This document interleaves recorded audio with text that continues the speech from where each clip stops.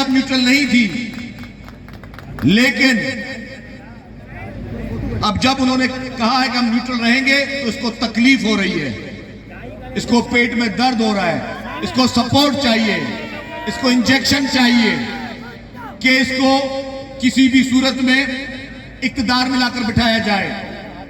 इसने पूरी कौम को बेवकूफ बनाया और कहा कि इसको बैरूनी साजिश के तहत इसको बैरूनी साजिश के तहत हटाया गया है।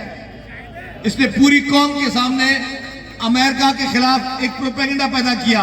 और फिर क्या हुआ? फिर आपने देखा कि फिर इसने उधर भी यू टर्न लिया और कहा कि अमेरिका से मेरा कोई लड़ाई नहीं है। और वो तो साइफर पुरानी बात हो गई। तो इसके रग रग में झूठ और फरेब शामिल है।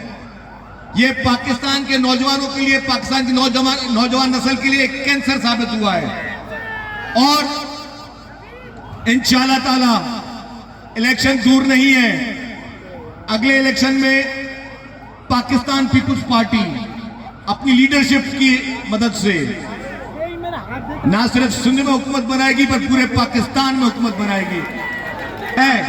ये मजीद जारी रहेगा इंशाअल्लाह। और खिदमत के जोर पर, अवाम के जोर पर, अवाम की मोहब्बत के जोर पर हम ना सिर्फ सिंध में हुकूमत बनाएंगे, हम इंशाअल्लाह पंजाब में भी हुकूमत बनाएंगे, खैबर पख्तूनख्वा में भी बनाएंगे, बलूचिस्तान में बनाएंगे, गिलगित में, कश्मीर में, हर जगह पाकिस्तान पीपुल्स पार्टी चाहेगी।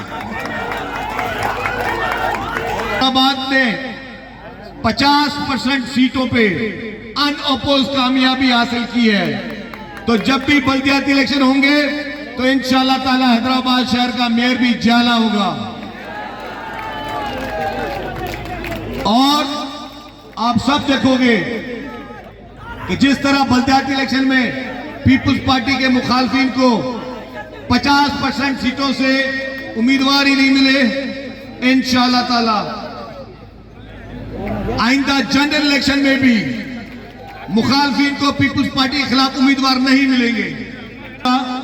कि अब हम बस का सफर करेंगे, बराए मेहरबानी ये बसें, मैं पहले कहा कि बड़ी महंगी कीमती बसें हैं, बराए मेहरबानी इनका ख्याल करना है, इनको मिसयूज नहीं करना है। और मैंने जिस तरह पहले कहा, मज़ीद ख़बरन ऐं तफ़सीलात लाइ विज़िट कयो असांजी वेबसाइट www.awamiNewsHD.com ऐं ॾिसंदा रहो अवामी न्यूज़ HD।